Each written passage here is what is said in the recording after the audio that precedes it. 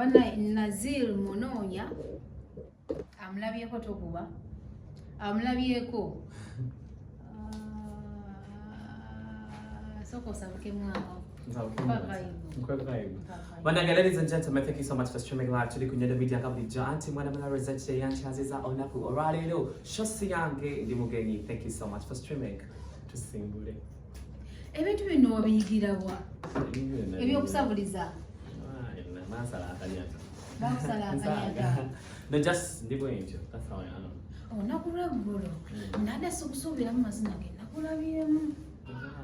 Bana batukubye endogoso tebali ngeri gye nabadde nsobola kyebeera mu buli ngeri yonna nabadde nange nina okubanga mbiruka ku masejjere nkunoonya naye ate naliwe nga sikyayinza kukigumingiriza nsooke nkwebuulizeeko ekintu kimu kirabye nti that show was amazing.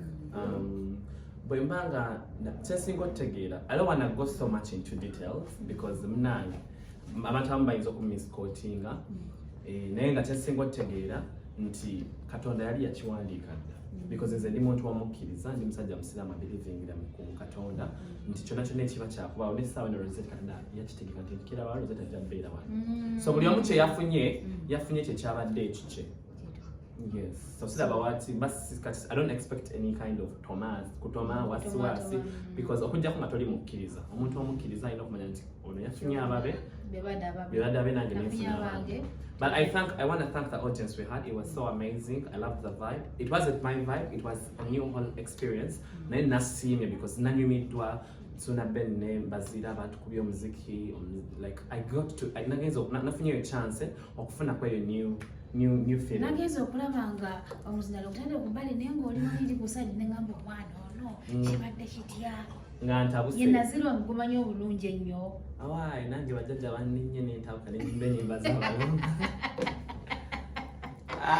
naye nga bambi twanyumiddwa nnyo bambi mwebale tu supporting me as just the official MC of the show.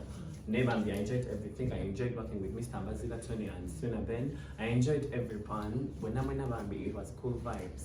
Yeah, this very week nina kubanga ate kukyalira kubanga kukyazako Nyondo Media kubanga nawuliddeko nti you're the best bwekituuka ku kya makeup whatever and so many other things byakunyiriza abakyala nibanga no Dubai gwakyasinze whereby nti ne abakyala bajja okuyimba oba for other yebwe abakolako baani nti ne Uganda olinya taba n'ogenda n'okola abavu neŋŋamba lwaki sinonyako mwana ono ndo bakikola te nange nentulako wali eri ebiseera ebisinga ze ndwa okukola kyokwapulenka makeup nonkolako wali mu bitiibwa ng'ensi eraba kinaasoboka inshallah teri kitiibwa kitabawo Katonda nange naaba neesiimye okukola ku Rozet njaba neesiimye nnyo neesiimidde ddala.